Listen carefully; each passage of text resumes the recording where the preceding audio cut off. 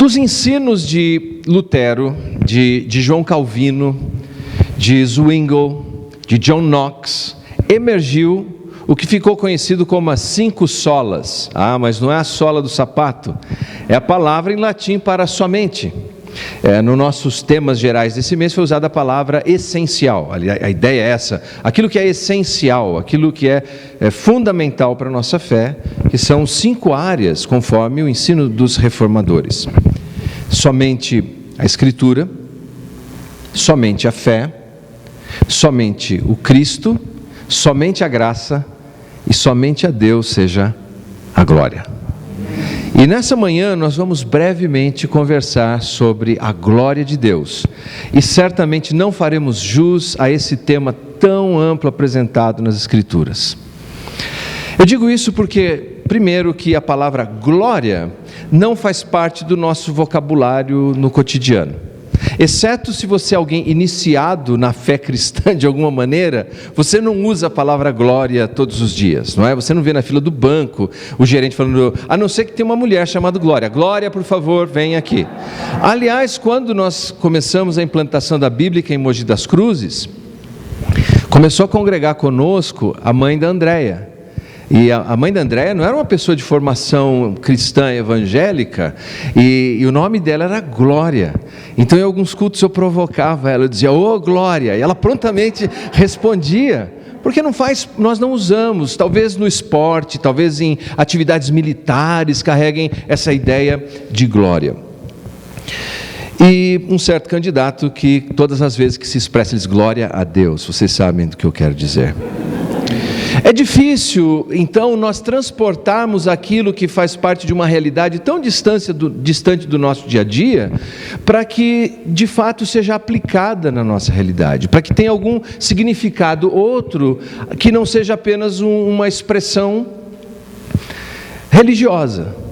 Porque é mais que isso, e é para ser mais do que isso. Na Bíblia, no Antigo Testamento, tradução em hebraico, porque a gente tem a versão grega do Antigo Testamento, mas em hebraico a palavra é kavod, e no Novo Testamento, ou na Septuaginta grega, é doxa. E o que significa? Veja, é um termo tão elástico, que depende demais da sintaxe, das palavras que vêm antes, das palavras que vêm depois, do contexto, em que livro se encontra, qual é a história ao redor daquela palavra. Pode significar honra. Quando Davi fugia de seu filho Absalão, e um dos salmos descreve essa experiência de Davi, e ele expulso do seu palácio, tendo seus bens espoliados, ele diz que a sua glória foi tirada, a sua honra, a sua dignidade. Outras vezes a palavra glória significa abundância, significa riqueza, esplendor, reputação, reverência e até mesmo peso. Eu convido você a abrir a sua Bíblia no livro de Gênesis, para vermos um uso curioso da palavra kavod, glória. Gênesis capítulo 31, versículo 1. Gênesis 31, versículo 1.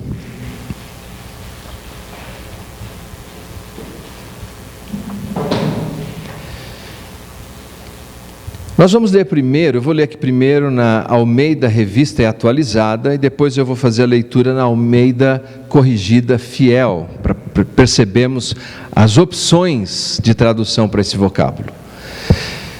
Então ouviu Jacó os comentários dos filhos de Labão que diziam: Jacó se apossou de tudo que era de nosso pai, do que era do nosso pai, juntou ele toda essa riqueza. Agora veja a Almeida Corrigida Fiel. Então ouvi as palavras dos filhos de Labão que diziam: Jacó tem tomado tudo o que era de nosso pai, e do que era de nosso pai fez ele toda essa glória. A palavra é kabod, ou kavod, riqueza, glória. Quando os pastores estavam em Belém, lá no Evangelho de Lucas, a palavra de Deus nos diz, de acordo com a inspiração do evangelista, que eles viram anjos nos céus, e viram a glória de Deus e temeram. Porque foi algo extraordinário, foi algo imenso que estava acontecendo ali.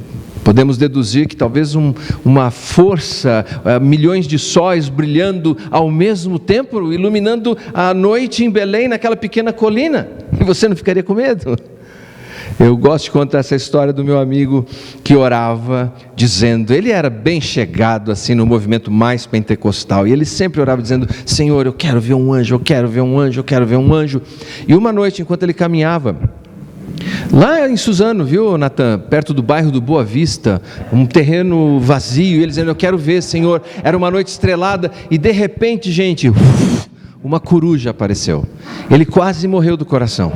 E aí ele disse, Senhor, não, eu não quero mais ver um anjo, eu não estou aguentando nem ver coruja. Imagine qual foi a experiência daqueles pastores nas colinas de Belém, ao verem anjos, ao verem a glória de Deus. Foi deliciosamente aterrorizante. Em Romanos capítulo 3, nós aprendemos que um dos problemas com a humanidade é que nós carecemos da glória de Deus. O que isso quer dizer? Uma outra aplicação, eu vou buscar responder essa questão, mas no primeiro livro de Samuel, no capítulo 4, no versículo 18, nós temos um outro uso. E se lemos com atenção o contexto todo da passagem, nós vamos ter a impressão que o autor está fazendo um trocadilho com a palavra ali. Veja só, primeiro livro de Samuel, capítulo 4, versículo 18. A situação histórica, o contexto é que Israel perdeu uma batalha importante para os filisteus. E nessa batalha morreram os 2 filhos do então sumo sacerdote Eli. E a arca da aliança, que era um baú, uma caixa, sobre a qual Deus se revelava, a glória de Deus se revelava, daí os rabinos chamavam de Shekinah, que não é um vocábulo bíblico, mas é um vocábulo para descrever essa presença, essa manifestação de Deus, e levaram, veja, Israel perdeu, os filhos do sumo sacerdote morreram, e essa arca foi levada com eles. Então, a história diz assim, e sucedeu que fazendo ele menção da arca de Deus, ele está recebendo a notícia da derrota, ele caiu da cadeira para trás, ao lado da porta, quebrou-se-lhe o pescoço e morreu, porquanto o homem era velho e pesado, e tinha ele julgado Israel 40 anos. A palavra glória está nesse versículo, é a palavra traduzida por pesado. Glória significa também peso. Curiosamente, o autor prossegue no capítulo 4, versículo 19 ao 22, ele diz assim, estando sua nora de Eli, a mulher de Finéias grávida e próxima ao parto, ouvindo esta notícia de que a arca de Deus era tomada, e de que seu sogro, seu marido, morreram, encurvou-se e deu à luz, porquanto as dores lhe sobrevieram. E ao tempo que ia morrendo, disseram as mulheres que estavam com ela, não temas, pois deste à luz um filho. Ela, porém, não respondeu, nem fez caso disso. E chamou ao menino Icavod, dizendo, de Israel se foi a glória, porque a arca de Deus foi tomada, e por causa do seu sogro e de seu marido. E disse, de Israel a glória é levada presa, pois tomada é a arca de Deus. Eli tem sua própria glória, e morre, cai e morre. Israel, que deveria ter a sua glória em Deus, vê a derrota do seu exército, a morte do sumo sacerdote, a morte dos filhos dele, e a arca é levada, Icavod, a glória de Israel se foi. O que isso nos diz, meus queridos? Isso nos diz que quando falamos da glória de Deus, de alguma maneira, estamos nos referindo a uma manifestação visível, perceptível, da presença de Deus. Quando o Salmo 19 diz assim que os céus proclamam a glória de Deus e o firmamento anuncia a obra de suas mãos, quer dizer que quando eu e você saímos de casa e contemplamos uma noite de céu estrelado, aquela imensidão, aquela grandeza, representa as digitais de um Criador. Deve ser muito triste ser ateu, porque para o ateu, tudo isso que nós contemplamos e a nossa própria existência não passa de mero acaso, de sorte. Para nós não. Para nós, quando contemplamos o que chamamos de revelação natural, a criação, a beleza dos pássaros, o perfume das flores, as estrelas que brilham no céu, quando os pássaros gorjeiam, tudo isso, em tudo isso, nós olhamos e dizemos, por trás disso tem um Criador. E Ele está manifestando a sua glória. A própria existência humana é uma manifestação da glória de Deus. Então, quando olhamos para o outro, nós deveríamos sempre olhar, olha, Deus existe. Eu, quando via a Julie pela primeira vez, falei, olha, Deus existe. Oh, glória! Veja, é a manifestação das digitais de Deus, mas veja que obviamente não significa necessariamente que essa beleza de Deus é como nós costumamos entender, apenas estética. É um outro tipo de beleza, é uma beleza do caráter de Deus, que se expressa de maneira estética. Por exemplo, lá na carta de Tiago, quando ele dá alguns conselhos aos ricos e aos pobres, ele diz assim que o irmão que é pobre, a tradução diz assim, humilde de condição, que ele se glorie, e o rico se glorie na sua humildade, é uma das traduções. Então não é gloriar-se nas riquezas ou gloriar-se nas posições, mas gloriar-se nos traços de caráter, daquilo que está dentro da gente e que devemos externar de alguma maneira. Um dos momentos marcantes da história de Israel, quando essa glória de Deus se manifesta, é em Êxodo, no capítulo 13, versículos 20 ao 22. Eu vou fazer a citação. O povo nessa situação, eles estão passando por Sucote e agora eles estão deixando o Egito e vão enveredar pelo deserto. E nós sabemos, o deserto era um lugar de alto risco. Por quê? Porque durante o dia as temperaturas eram insuportáveis, podendo matar qualquer pessoa de insolação. Durante a noite a temperatura despencava abaixo de zero e a pessoa podia morrer de hipotermia. Como sobreviver aquele povo que vivia no Egito agora por esse deserto inóspito, cheio de perigos? Deus providenciou uma maneira. Se você está comigo, diga amém. E a maneira de Deus foi a sua glória. Ele colocou durante o dia uma nuvem que os protegia do sol. E à noite, um pilar, uma coluna de fogo que os aquecia. Essa manifestação da presença e da glória de Deus os protegia e os guiava. E ao olhar aquela nuvem, ao contemplarem aquela coluna, eles sabiam, Deus está presente. Deus está conosco. Esse foi o drama de Israel, quando aquela caixa foi tirada, quando aquela arca, aquele baú foi tirado. Icavod, foi-se a glória, porque Deus se manifestava através dela. A ideia é, agora Deus não está no nosso meio. Era essa a percepção que eles tinham. Como os reis expressam a sua glória, por exemplo? Você olha um rei e você vai ver que ele tem joias, ele tem exércitos, ele tem palácio, e você, olhando aquilo, se sente até intimidado, não é? Olha, quanta glória! Como é que um rico demonstra a sua glória? Normalmente o carro que ele dirige, a casa em que ele mora, a marca da roupa que ele usa. Por esses elementos, o que aquilo está fazendo? Está demonstrando o status e a glória, não é, daquela pessoa. Um professor, por exemplo, eu sou um professor. Onde é que está a minha glória? Está na minha biblioteca. Eu gosto de mostrar para as pessoas. E aí quando eles olham para aquilo, eu falo, olha que glória. A glória de uma mãe, os seus filhos. A glória de um empresário, os seus negócios. Cada um de nós tem algo que expressa, por assim dizer, a nossa glória, o nosso peso, a nossa riqueza, a nossa dignidade, a nossa extensão. E esse universo que nós contemplamos expressa a glória de Deus. O apóstolo Paulo apanha esse conceito de glória, dessa expressão visível de Deus, da beleza de Deus, e diz assim no capítulo 10 da sua carta aos Coríntios. Primeira carta de Paulo aos Coríntios, capítulo 10. Por favor, abra a sua Bíblia. Primeira carta de Paulo aos Coríntios, capítulo 10, versículo 31.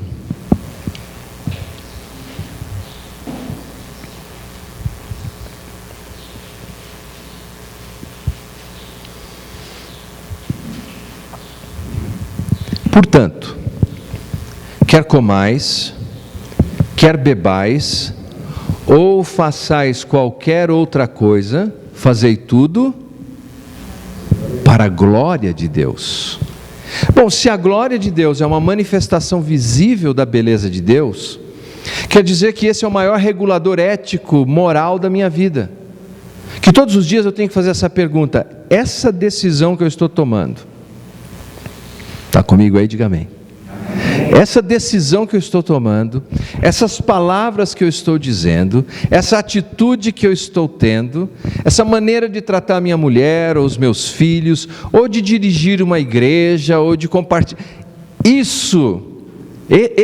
esse tipo de comportamento que eu estou tendo, está tornando visível a beleza de Deus. As pessoas estão olhando e falando: cara, Deus existe. Olha como que é esse fulano, olha como ele fala, olha como nos encoraja, olha como ele me põe para cima, olha como ele me ajuda a mudar de vida. Hoje a gente é surpreendido com outra interpretação. O diabo existe, hein? Você conhece o fulano, se tem um capeta, ou é pai dele ou é ele. Porque as ações que se tem não manifestam a glória de Deus. E meus queridos, lamentavelmente, algumas igrejas, não aqui, em outras constelações do espaço, há pessoas que ao invés de manifestarem a glória de Deus, ou manifestam a própria glória do homem, que leva à morte, seria o trocadilho lá da história de Eli e da arca, ou manifestam as ações demoníacas, terríveis, de Satanás.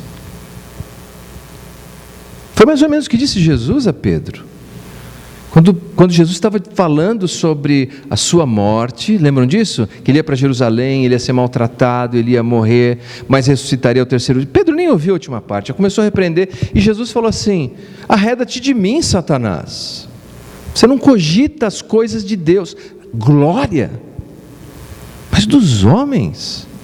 Está diminuindo o que Deus pode fazer. Na segunda carta de Paulo, ainda aos Coríntios, no capítulo 3, versículo 18, eu creio que ele nos dá um grande encorajamento sobre a glória de Deus.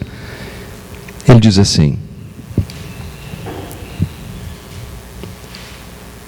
e todos nós, com o rosto desvendado, contemplando como por espelho a glória do Senhor, somos transformados de glória em glória na sua própria imagem, como pelo Senhor, o Espírito. Jesus, quando esteve nessa terra, embora tivesse velado a glória de Deus, não é, porque ele assumiu a forma humana, Isaías nós lemos que não havia nele formosura alguma que atraísse as pessoas do ponto de vista estético. Por onde quer que Jesus passava, ele manifestava a glória de seu Pai. Desde o casamento em que ele transformou a água em vinho e disse assim: os seus discípulos viram a sua glória. Ou quando Jesus interrompia funeral. Eu lembro que quando eu estava começando no ministério, primeira vez que fui chamado para fazer um funeral, eu corri para a Bíblia, eu comecei a folhear o Novo Testamento, nervoso, querendo encontrar alguma passagem. O que Jesus fazia?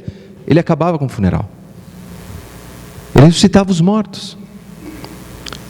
Aquilo me deu um quebrantamento tão grande, porque Ele é tão glorioso, e me fez sentir tanta saudade dEle, porque caminhar num espaço e olhar para alguém que está chorando a morte de alguém que ama, e você se sentir tão incapaz de fazer alguma coisa,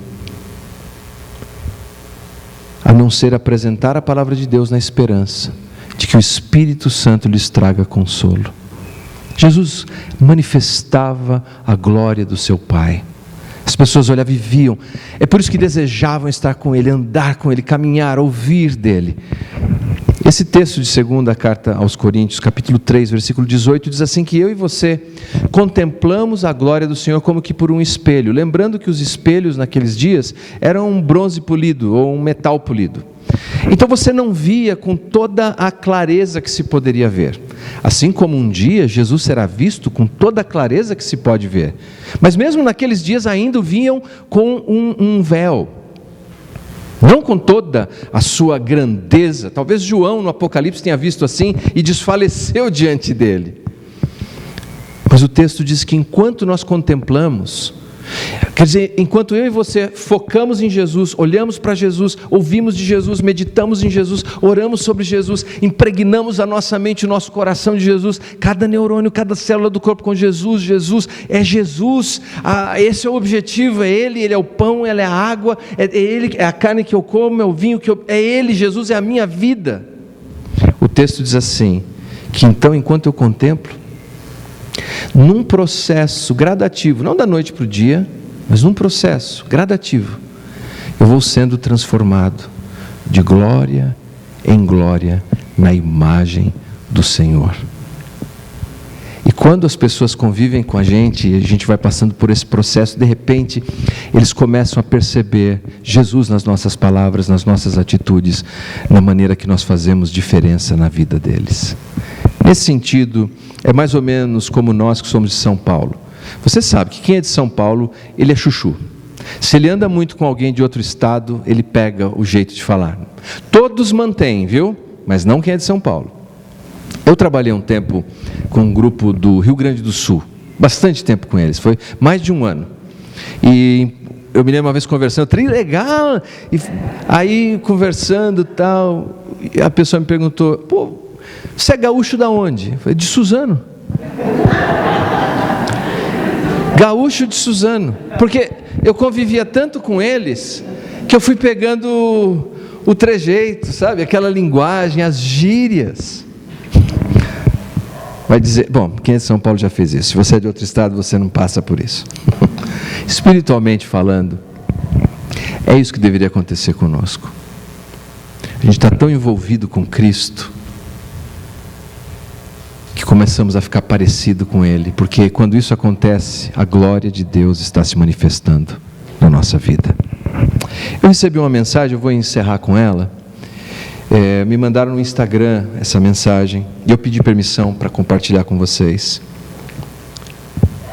Boa noite, pastor, graça e paz, me chamo Juliana, sou de Curitiba, e gostaria de expressar minha sincera gratidão pelas suas palavras que sempre trazem direcionamento. Dia desses, especialmente escutando no programa Verdade Bíblica, na BBN, a verdade da palavra de Isaías, capítulo 6, veio ao encontro para o conforto da minha alma, que ora se entristece com a partida de meu pai, 22 dias atrás, sequela de Covid. E mesmo quando tudo parece estar perdido, o Senhor segue assentado num alto e sublime trono. Confesso que por alguns dias estive enfraquecida, como se minha oração não passasse do teto. Mas aí, lembro de Romanos 8:26 e sigo, dia após dia, dando graças ao Senhor, que é digno de toda honra e de todo louvor. Nada é mais devastador do que perder alguém que nós amamos. A Juliana passou por isso. Mas enquanto ela ouvia a exposição de Isaías capítulo 6, sobre o Senhor assentado gloriosamente sobre o seu trono, cercado por querubins e eles clamando, por serafins e eles clamando, santo, santo, santo, a terra está cheia da sua glória, ela recobrou a sua esperança. Mas veja, ao testemunhar dessa maneira, Juliana está manifestando a glória de Deus. Sabe por quê? Alguém que conversar com ela vai dizer: puxa, como é que essa moça tem essa fé? Olha, eu me senti tão encorajado por causa da vida de Juliana. É isso que eu e você devemos ser quando nós enfrentamos os desafios da vida, os problemas, os conflitos, o que quer que esse mundo nos traga. Lembre-se que você é um instrumento de Deus para manifestar a glória do Senhor. E você fazendo assim, vai fazer diferença na vida das pessoas que estão ao seu redor. Nós fomos criados para sermos a imagem de Deus, a semelhança de Deus e expressarmos a sua glória. Lá no Rio de Janeiro tem uma estátua em Copacabana, que é a de Carlos Drummond, e é uma das mais vandalizadas do Brasil. O pessoal gosta de arrancar o óculos. Viram isso? A última vez que eu pesquisei, acho que já tinha sido mais de 11 vezes. Já foi mais que isso. Aquela estátua é para expressar a glória do escritor. Mas ela é vandalizada. E quando é vandalizada, perde aquele propósito original. Eu e você estamos aqui, meus queridos, não para a nossa própria glória, mas para expressarmos a glória do nosso Salvador. Escolher a cada dia, como é que eu posso expressar a glória dele? No meu negócio, na minha casa, na minha igreja, no meu trabalho.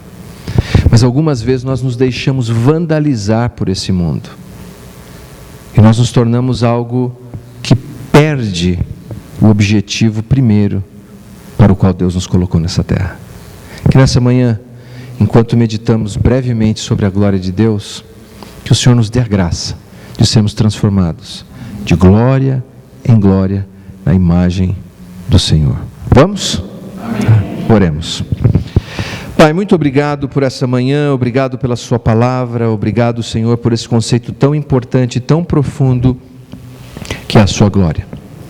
Pai, nós apenas nessa manhã arranhamos a superfície disso, mas nós entendemos algo extremamente importante, que a sua glória, Pai, é uma maneira de expressar a beleza do seu caráter, e nós estamos aqui desse lado da eternidade, para expressarmos a tua beleza, com as nossas palavras, com as nossas atitudes, com as nossas ações. Então ajuda, Pai, ajuda os meus irmãos, cada um de nós está num momento da vida, em uma jornada, em um desafio, onde quer que os meus irmãos estejam, que eles possam fazer deles um instrumento, Pai, para a manifestação da tua glória.